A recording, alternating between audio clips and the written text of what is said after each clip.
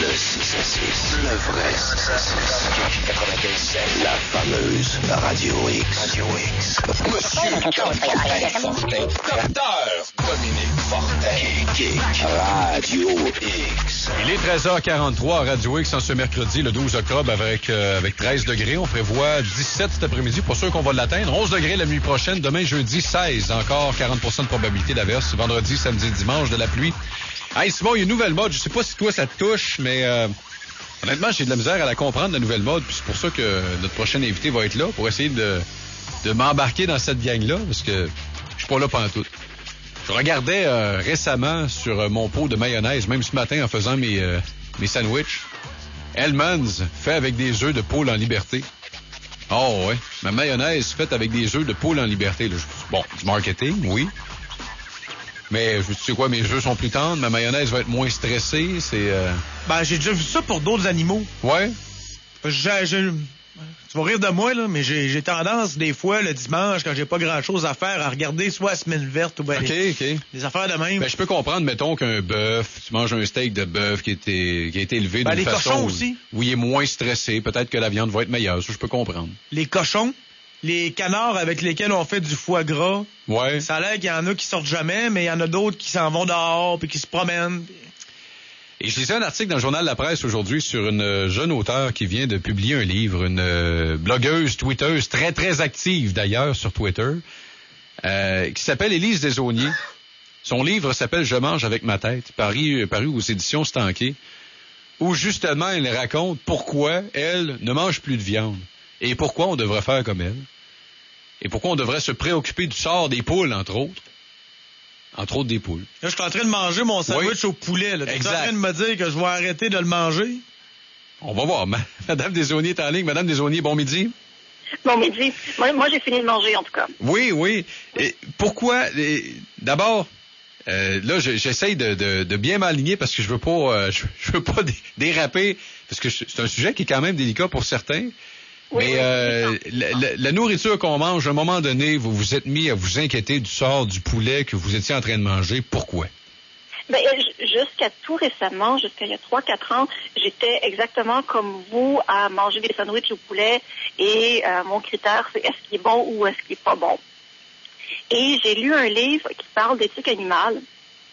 Et là, j'ai réalisé dans ce livre-là que entre l'humain et l'animal, c'est pas tellement une différence de nature, c'est une différence de degré. Je m'explique. Est-ce que je mangerais mon chat? Est-ce que je mangerais mon chien? Non. Est-ce que je mangerais un grand singe? Non. Est-ce que je mangerais un cheval? Peut-être pas, parce que j'aime ça, les chevaux. Mais alors, pourquoi je justifie de manger du porc ou du poulet? Et là, j'avais des réponses un peu irrationnelles. C'est à partir de là que je me suis même demandé pourquoi manger de la viande dans ce cas-là.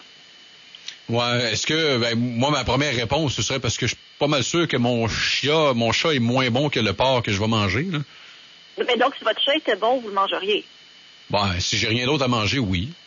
Oui. Non, dans ce cas-là, si on n'avait rien d'autre à manger sur une île déserte, moi je pense même que je pourrais manger un autre être humain là, mais on n'est pas là, heureusement. Non, je comprends. Parce qu'il y a un lien affectif. Il y a déjà une nouvelle mode à cette heure, les gens ils s'achètent des cochons, hein. Oui, tout à fait. Mais donc, si le critère pour ne pas manger un animal, c'est d'avoir un lien affectif, on voit déjà que on tombe sur une espèce de pente glissante, là. Ça se tient pas trop comme argument. OK.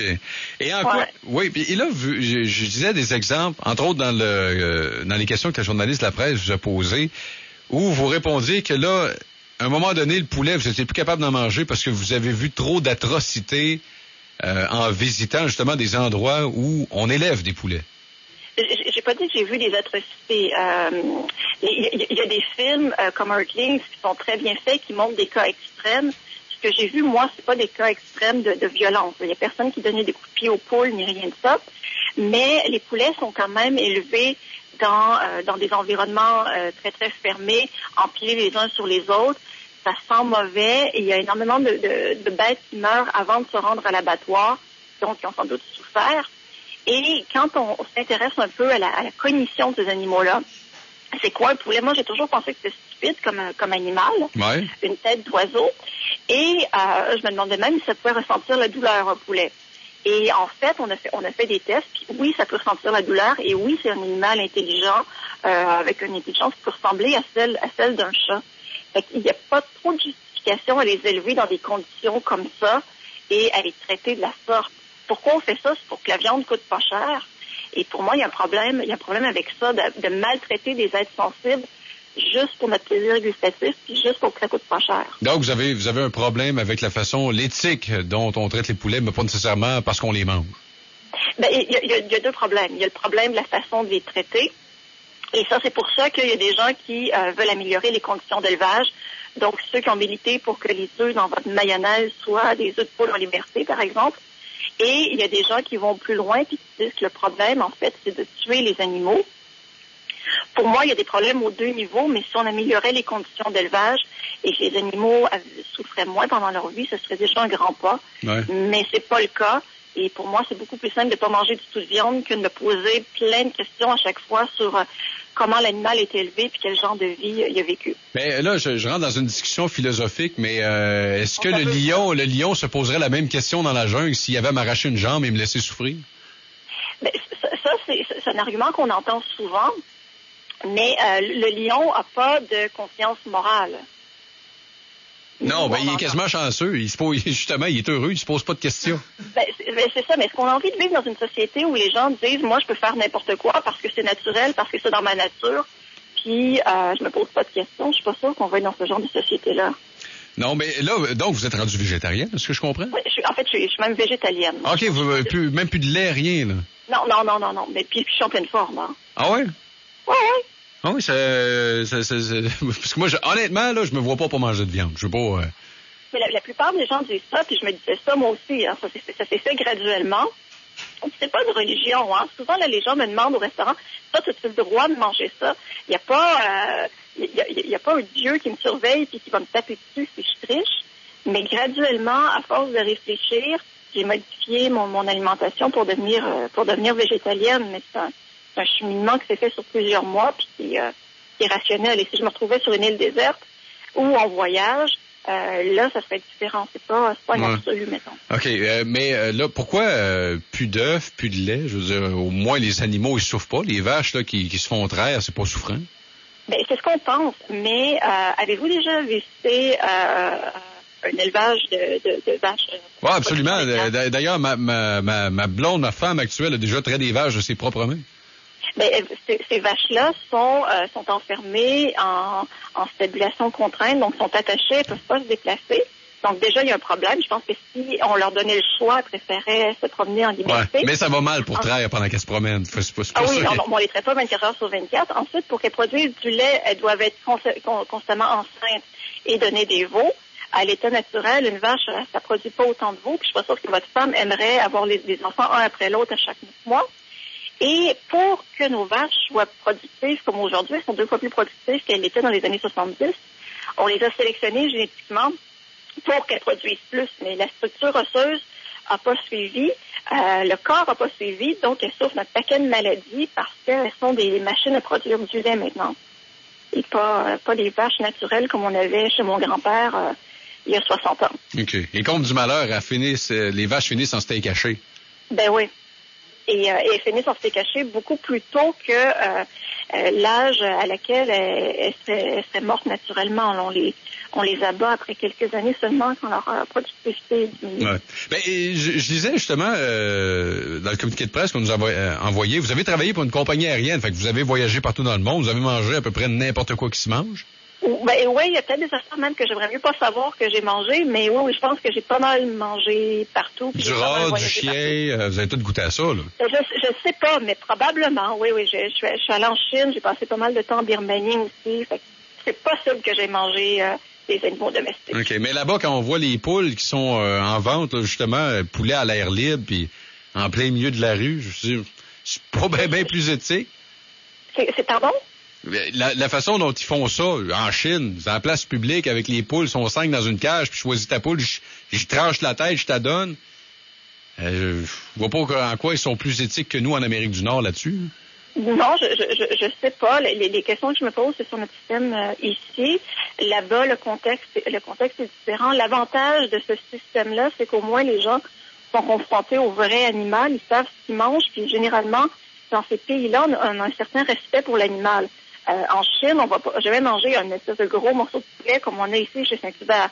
Ça va être des morceaux de poulet dans une soupe, puis on est conscient que c'est un animal. Ici, quand on achète la poitrine enveloppée sous vide à l'épicerie, la plupart des enfants ne savent pas que la poitrine de poulet, ça vient d'une poule. Là. Donc peut-être que c'est mieux comme ça ailleurs dans le monde où les gens où les gens savent que ce qu'ils mangent c'est un animal, puis où la consommation de viande est beaucoup moins importante qu'ici. Là, on est dans le top 5 des pays qui consomment le plus de viande par habitant, alors que des pays riches comme la Suisse en mangent presque 2 fois moins que nous. OK. Et vous souhaitez, avec votre livre, conscientiser les gens là-dessus, mais en bout de ligne, vous souhaitez que les gens consomment moins de viande ou carrément arrêtent de consommer de la viande? Non, je pense que c'est à chacun de faire sa propre réflexion, c'est à chacun de faire son cheminement. J'ai à peu près 300 notes de bas de page dans mon livre, toute une bibliographie. J'ai envie que les gens se posent les questions que je me suis posées, puis ils arriveront aux conclusions qu'ils voudront. C'est pas une religion, puis je gagne pas d'argent à chaque nouveau converti. Ce que je veux, c'est que les gens s'interrogent sur ce qu'ils mettent dans leurs assiettes, les conséquences de ça. Et après, peut-être qu'ils arriveront aux mêmes conclusions que moi, puis qu'ils diminueront ou qu'ils arrêteront de consommer de la viande. Puis peut-être qu'ils vont choisir de manger de la viande qui est produite de façon différente. Mais je pense que c'est un choix qui est individuel. Il faut que ce soit une démarche rationnelle et personnelle et pas de l'évangélisation. Là. Madame Desaulniers, merci beaucoup de nous avoir parlé. Votre livre s'appelle « Je mange avec ma tête », vient d'être publié aux éditions Stanquet. Merci de nous avoir parlé. Et merci à vous. Bon après-midi. Au revoir. C'était Élise Desaulniers, donc qui nous parlait de son livre. Alors arrêtez de manger de la viande parce que votre poulet souffre. Mais sérieusement, ils ont tellement, mais tellement le droit, là. Ah ouais. Ça me dérange tellement pas. Moi non plus. C'est juste que j'ai tellement de la misère à convenir, tu sais, à parler, puis je continue à manger mon sandwich de poulet. Non, c'est ça. Il était aussi bon, là. Puis la réflexion sur est-ce que effectivement on est trop détaché face à l'industrie. C'est sûr que je dis pas à mon flot de 4 ans que la belle petite cuisse de poulet que je suis en train d'y préparer, c'était une belle petite poule qui courait, qui faisait pas. Mais tu devrais y dire. Mais j'ai dit, ma blonde a dit ta gueule. Non, tu devrais y dire. Manger. Tu devrais y dire. Prendre tes livres d'enfants, là, puis le poulet dans ton livre d'enfant. C'est lui que tu manges. C'est ça. La vache, le lait que tu bois, la vache, le bon steak, la vache, le hamburger. Puis tout ça ensemble, les saucisses hot dog. Mais moi, honnêtement, ça... Je sais pas si c'est moi qui est insensible, là. Mais qu'il soit 10 poules dans une cage à se dessus puis qui finissent emballées sous vide, là. Ça se peut-tu que la réalité soit différente à Montréal, des gens qui ont jamais vu une ferme de leur vie qu'ici? Hey, t'as peu, ouais. Je pense que là, tu viens de frapper un point. D'abord, souvent, c'est des gens de Montréal qui tripent sur le végétalien, là. Des végétaliens en région, il y en a moins. Du monde qui veulent se trouver cool. Sur le plateau, là, c'est la grosse mode d'être végétalien. Mais ici, en région... Il y en a, là. Non, mais il y a des fermiers. Ma blonde, écoute, a été élevée sur une ferme. Pas ses parents, ses grands-parents. Elle a passé pas une partie... Tu sais, ils tuaient des bœufs.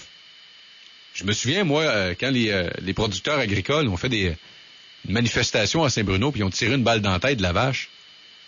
Et la commotion à Montréal, barbare, brutale. Ouais, mais vous pensez qu'ils tuent comment, les vaches?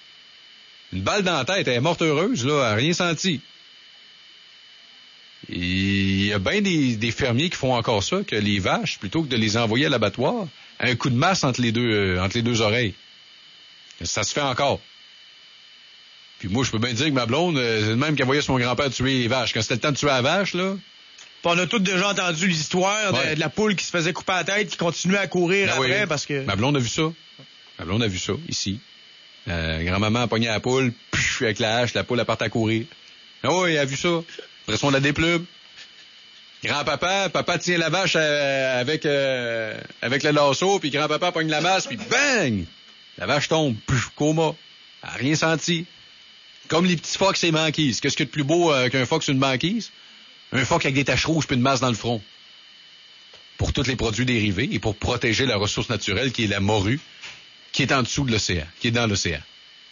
Alors, à un moment donné, la chaîne alimentaire, c'est ça. Tu sais, moi, les animaux, ils souffrent dessus. Pour petits, on les tue pour les manger. Ouais, mais attends un peu, là.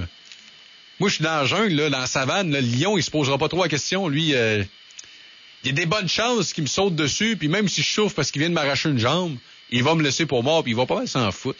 Mais bon, il n'y a pas de conscience. 13h58.